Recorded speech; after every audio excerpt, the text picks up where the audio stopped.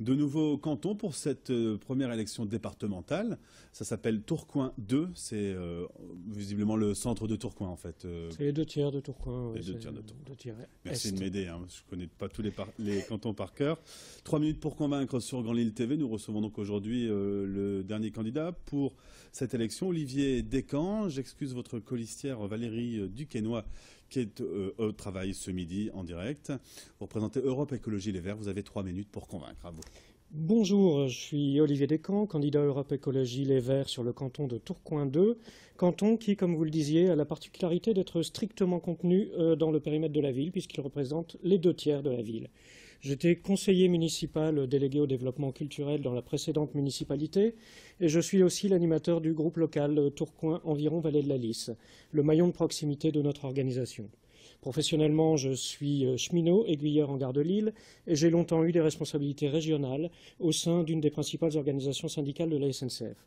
Je tiens à excuser donc Valérie Duquesnoy, mon binôme, directrice d'un centre social dans l'Arajois et bien connue pour son engagement associatif à Tourcoing, qui est retenue pour son travail, car nous mettons un point d'honneur à être des candidats issus de la vie normale. Alors pourquoi l'écologie pour Tourcoing 2 et pour le Nord ? Comme vous le savez, le programme des écologistes donne la priorité à la protection de l'environnement pour préserver les générations futures. On n'hérite pas de la terre de nos ancêtres, on l'emprunte à nos enfants. Je voudrais cependant aujourd'hui mettre en lumière 2 propositions de notre programme dans les domaines économiques et sociaux. Nous sommes arrivés au bout de la logique productiviste qui a été la feuille de route de tous ceux qui ont géré le département avant nous. Il faut se rendre à l'évidence, la croissance pour la croissance est un danger pour l'humanité et la société de plein emploi n'est peut-être pas nécessairement l'objectif. Voilà maintenant plus de 30 ans que l'on distribue des millions d'euros aux patrons pour qu'ils embauchent, et eux, que font-ils? Ils empochent et ils licencient. Pas tous. Beaucoup de patrons de PME, TPE rencontrent des difficultés, reçoivent peu d'aide et sont pénalisés par des charges pas toujours justes. Prenons l'exemple de l'agriculture. Les grands céréaliers et les producteurs laitiers captent plus de 70% des subventions pour surproduire. Avec peu de main-d'œuvre, dans le même temps, les paysans bio, générateurs de main-d'œuvre locale et non délocalisable et produisant de la nourriture saine, voient leurs aides pour 2014, je dis bien 2014, réduites de 25%.